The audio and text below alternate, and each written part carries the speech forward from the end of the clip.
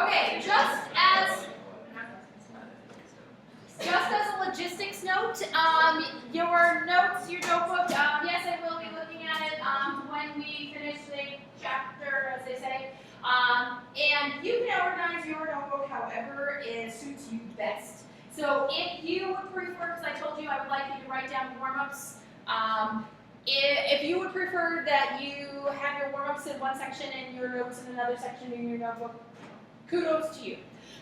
If you would prefer that you have your warm-ups and then notes and warm-ups and notes, and we don't do that many notes, but you get the drift. You can do it that way. So it's up to you how you want to do it. Okay, so I will leave that up to you.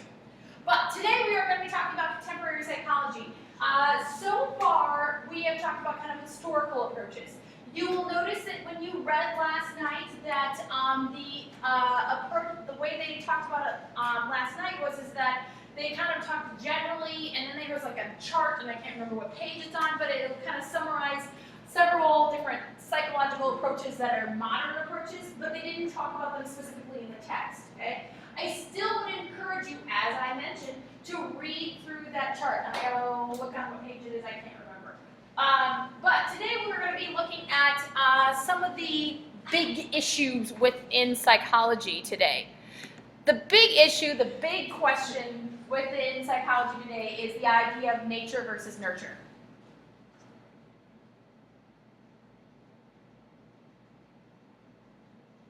Now I know that you read about this last night, but before you read about it, had anybody ever heard of it? Yes? No? Yes? Couple? Okay. Nature versus nurture. This is like the big psychological debate. The idea of nature is the belief that our traits are a result of whatever we inherit.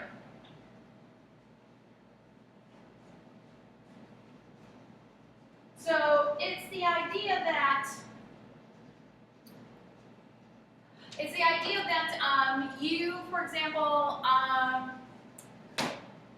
you could get things like, addiction. Okay? Some people say that addiction is a nature aspect, okay, and something that we inherit. Okay? Some people believe that if you have addicts in your family, okay, you are more likely and you are predisposed to become an addict yourself. Now, when I say addict, I'm making a generalization about addicts as a whole. Okay, so it doesn't have to be the same. The vice does not have to be the same for the people in your family. Okay, so for example, all right, you could have a parent who maybe is an alcoholic. Okay, and you grow up and you're like, I'm never gonna be like that. Blah blah blah. Well, what do you develop as? Maybe addiction to gambling. Okay? So it's the idea that we get these things, we inherit these things basically from our family. And it doesn't necessarily have to be from directly from your parent. It could be from your extended family. Okay? Just as for instance, an example, I have an uncle who is an alcoholic. And I have another uncle who is, I don't know how to categorize him. he has been addicted to pain prescription drugs before. But my brother, on the other hand, he will tell you that he's an addict, and he goes to Narcotics Anonymous, but his vice was marijuana, okay, pot. But the question is, okay, how much of his addiction is a result of my parents, not addicts? How much is his addiction a result of nature? And it's in his genes. There's not much you can do about it. Okay, that's one belief. Okay, some of the psychologists and people, I should say psychologists loosely, because some of these people are not necessarily known as psychologists. For example, Plato was not a psychologist. Obviously, he was a philosopher because this was way before psychology ever existed as a field. So Plato, René Descartes, and Darwin.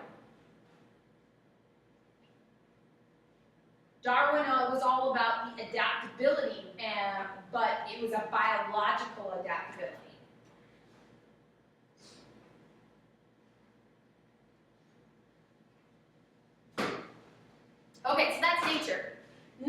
on the other hand, is going to be a belief that our traits are a result of our experience.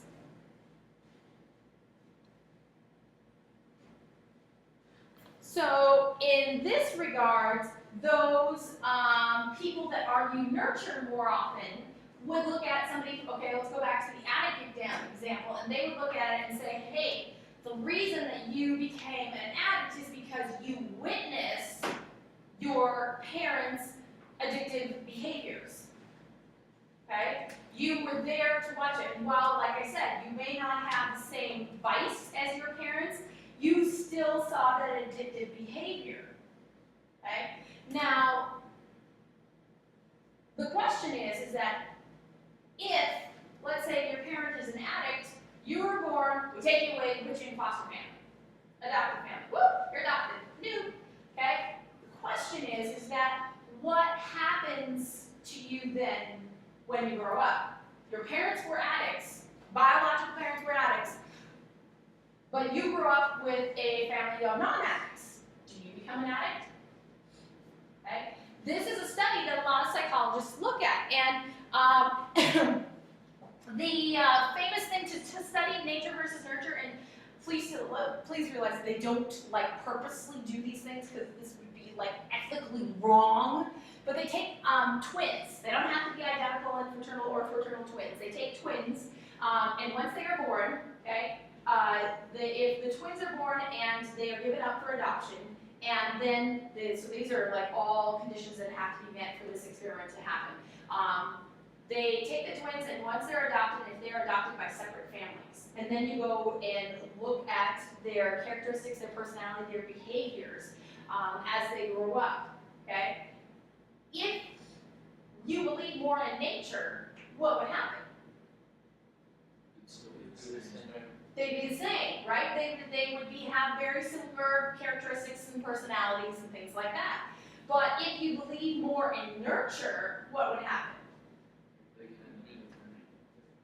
They would be completely different, right? And they wouldn't even be like they were related at all. Okay? Interestingly enough, when they, like I said, they don't actually do that experiment. They look for those cases, okay? So they actually go out and actively seek people who had that happened, and it has happened. And what studies have shown, and when they've looked at case studies, is that it's amazing how similar those twins are, even though they grew up in different homes. Okay? And so it's very interesting to just kind of look at that aspect of things. Just a few of the people associated with that kind of prescribed to nurture philosophy is Aristotle and John Locke. Neither one are psychologists. John Locke is more known for like, what do I want to say? Philosophy. He's like a lot in government circles, kind of a thing. You probably will talk about him in government.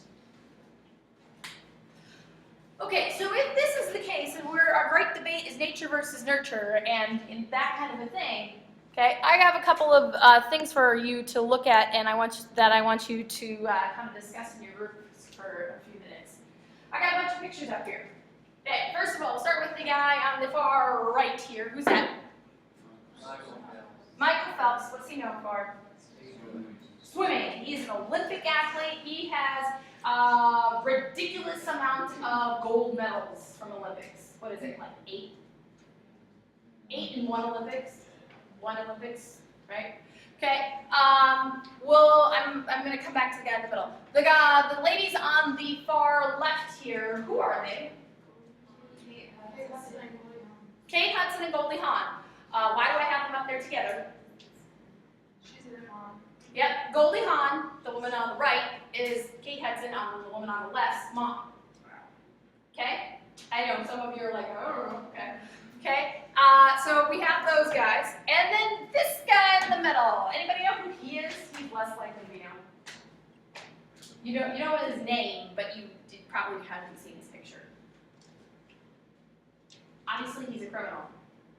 Mugshot. That's Jeffrey Dahmer. Who's Jeffrey Dahmer? He's a serial killer, right?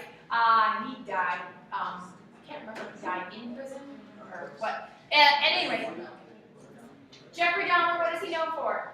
Eating people. No. Killing people. Like killing them. Killing people. Jeffrey Dahmer was known for killing people, and he was a serial killer. So here's the thing is that, okay, all those 3 people, right? Oh, 4 people, I should say.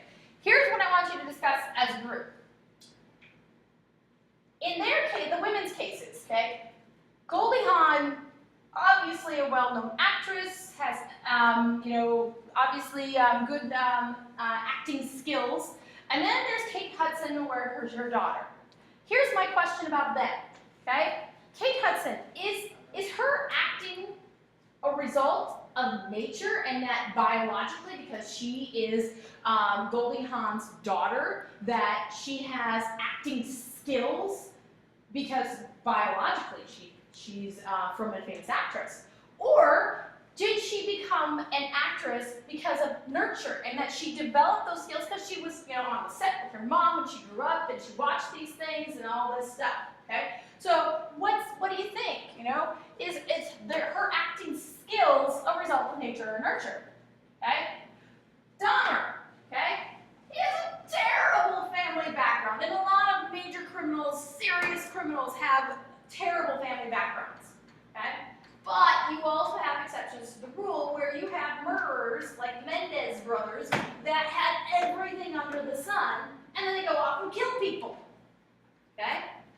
Why? Is it a result of nature? In this case, this guy had a terrible family, okay? Him growing up to be a serial killer, is that because he had a terrible family background, okay? Or was he predisposed to that when he was born, okay? And comparing him with other criminals that maybe, they had other things. And then lastly, Michael Phelps, okay? He's my representative athlete here, but all athletes in general, okay? Some people argue that when you are born, you are like a blank slate, okay? And that everything that you learn just kind of gets written on this great big blank slate, okay? So what my question to you about Michael Phelps and other athletes are, okay, is he and other athletes, or is it just like nature where, you're born with your athletic skill and prowess and there is not a damn thing anybody can do about training anybody to be as good as you, okay? Or is it nurture where I can take any baby, go and teach them and drill them and practice with them, and I can make them a professional athlete in whatever sport I choose, okay? So that's what I want you guys to discuss with your group. I want you to discuss these 3 cases,